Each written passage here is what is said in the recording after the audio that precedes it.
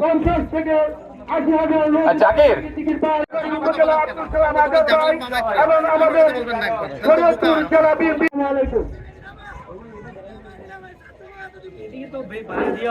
এবং আমাদের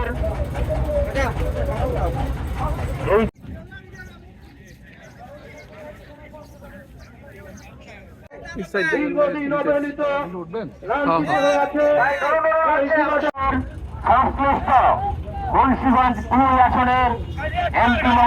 আমার গতকাল প্রকাশ হয়েছে একজন কন্ট্রাক্টর নিয়োগ হয়, কিশোরকে নির্মূল করতে হবে, না হলে কারো ইজ্জত বাঁচবে না, কারো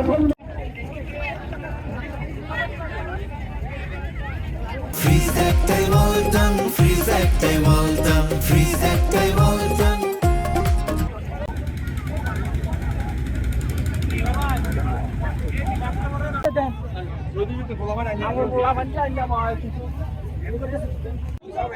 ভাই ভাই ভাই ভাই, পিছন থেকে পিছন থেকে পিছন থেকে।